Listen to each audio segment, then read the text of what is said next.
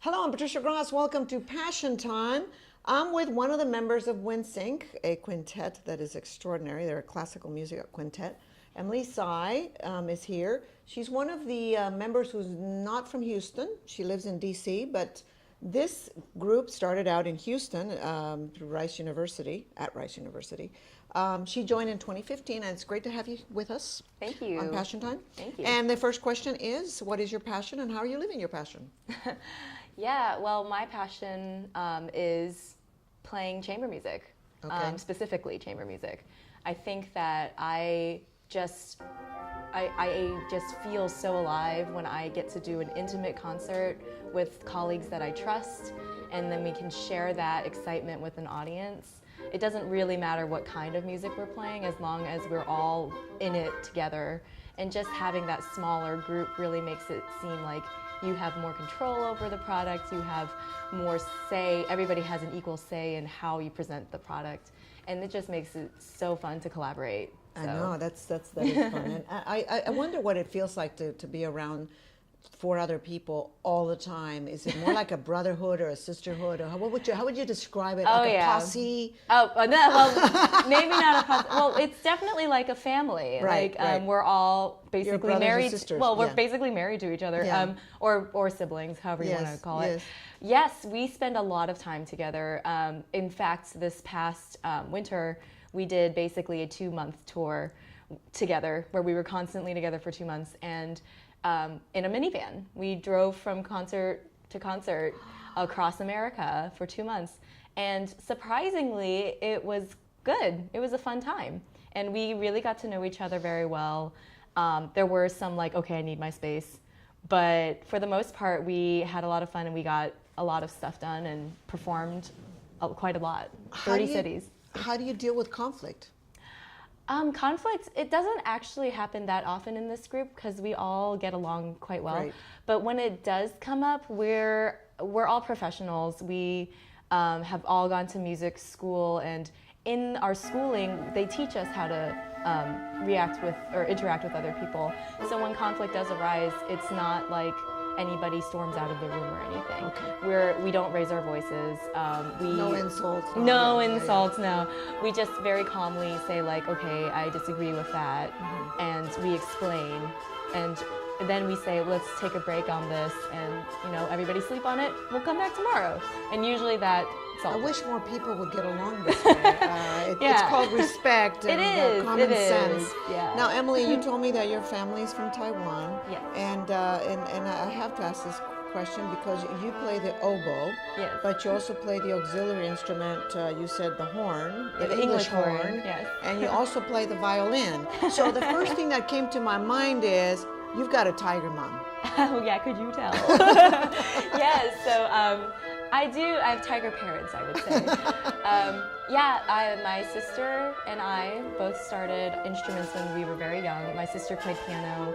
I played violin starting when I was 4 years old.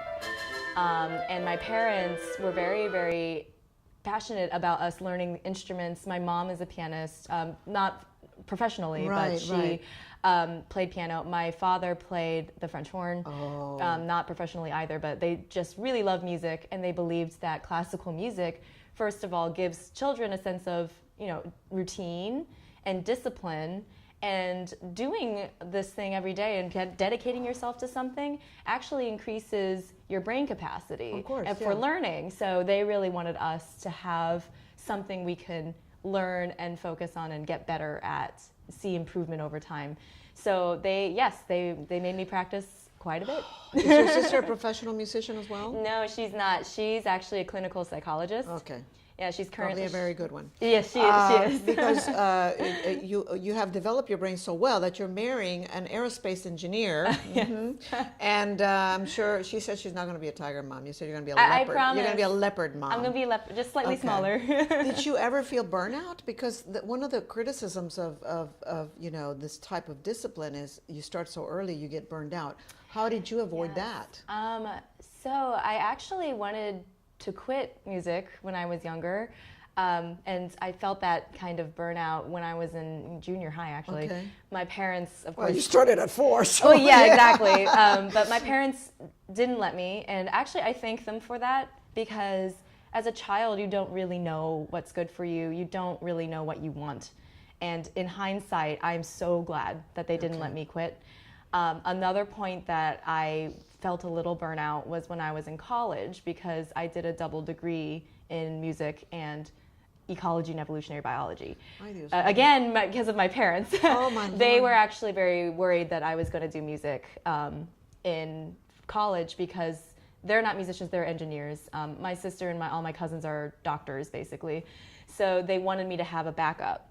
But in college, because of the 2 degrees, I did feel a little bit burnt out, because I was just working all the time. But the lucky thing was I had a wonderful oboe teacher at the Eastman School of Music, where I went to my undergrad. His name's Richard Kilmer. He was always, every lesson that I had with him reignited that spark, that passion for playing music. And so even though I was just crazy going to all these classes, taking summer school every summer, I still loved playing music despite all that. And then when I went to grad school, I finally could just do music. My parents approved, and I was just I was all in, and it was great. So. I was going to say that it's very difficult and challenging for classical musicians, because it's hard to make a living as one. Exactly. That's what my parents were worried about. So they were concerned about that. You talked about brain development, and I totally agree. I've done shows on the impact of classical music and brain development, and the neural connections that happen with even babies. Yeah, absolutely. And you guys, what I find unique about Windsync is that you guys really care about getting the music out to children. How important is that to you? For me personally, it's probably the most important thing that we do. I was exposed to music very young. Of course, my parents were very passionate about classical music. Not everybody's parents are, but so a lot of kids don't have that opportunity that I had. So I think it's just so important for children to learn about classical music, learn about the instruments, learn about the opportunities that they have to do something else besides, just school or like just sports, if they're not the sporty type of kid. Like there are other things that you can get involved in. The arts are just such a great outlet for children, all the way to adults, to let out a lot of creative juices, I guess, and apply that to other areas of their lives. And if you don't start them young, they often don't develop that appreciation. They don't develop that passion for an art form. So you really got to get them when they're young, and when they're very open to the world. So I think it's the most important thing, especially for our future of our country and everything. We want people with a multifaceted brain. Yes. We want them to be thinking not only in science and math and et cetera, but also in the world of arts and culture and humanity. So it's just so important. Yeah, of course. Yeah. The ultimate goal, you think, of Windsync, I mean, what are you guys looking forward to? You guys are already touring around the world, around the United States. What would you love to see happen? For me personally, I would love to see Windsync keep doing what we're doing, of course, but also start touring more internationally. Okay. We have played in international spaces, and it's been wonderful. I think the most recent one we did was in Panama City, which was wonderful. We got to work with university students down there as well. But I would love Windsync to go, have a European tour, they've been to Asia before, to another Asian tour, like all over the world, just because I feel like we bring a product that's so unique and different from most other, like pretty much any other classical group. It would be a shame for us not to share it with as many people as we can. And we love playing music that is very accessible and very, you know, easy to listen to, but also challenging you to think about music in a different way.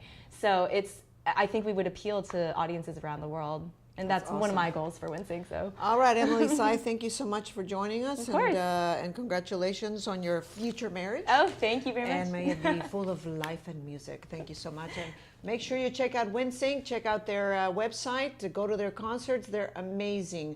And thank you for watching Passion Time. Subscribe to our channel. See you next time.